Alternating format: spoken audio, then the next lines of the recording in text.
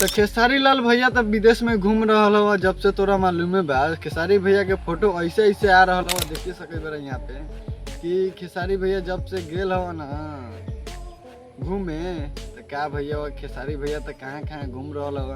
और वही चलते बवाल भोजपुरी में खेसारी भैया के कुछ कुछ नाम भी लेवल गया हो, तो उनसे वीडियो देखिए ले लो बा न। तो खेसारी भैया अभी थोड़ा घूम रहा बा, फिल्मों का भी शूटिंग चल रहा बा। खेसारी भैया के सैया अरब गईले 2 का अभी शूटिंग चल रहा है। थोड़ा फोटो तो देख ही लीजिए कैसा कैसा आ रहा है। और सुने थोड़ा थोड़ा कि इसमें छल्ला भी काम करेगा दोस्तों। यहाँ पे देख सकते हैं हमारे यहाँ जैसे AI फोटो बनाया कोई नहीं, तो सच में हो सकता है। मैं कि देखते हैं क्या होता है। मैं कि जब तक खेसारी भैया घूम रहे हैं ना विदेश में, तब तक घूमते रहिए, तब तक खेसारी भैया गाना शूट होके मतलब कि रखा हुआ है वो वाला सा रहा है। मैं कि बहुत अच्छा तरह से आ रहा है। खेसारी भैया के फिल्म देखे कब तक आएगा। तो भाई वीडियो अच्छा लगा तो लाइक करना और चैनल को सब्सक्राइब करना। काहे कि ये वीडियो बनाने का मतलब है कि खेसारी भैया के रिएक्शन पे क्या रहता है। काहे खेसारी भैया अभी तक विदेश में घूम ही रहे हैं, तो फिल्म आ रहा है जल्दी कि नहीं आ रहा है वो तो हमको मालूम नहीं है। जितना मालूम चलता है आपको हम बता ही देते हैं। तो अच्छा लगा वीडियो तो लाइक करना और चैनल को सब्सक्राइब करना भोजपुरी के हर खबर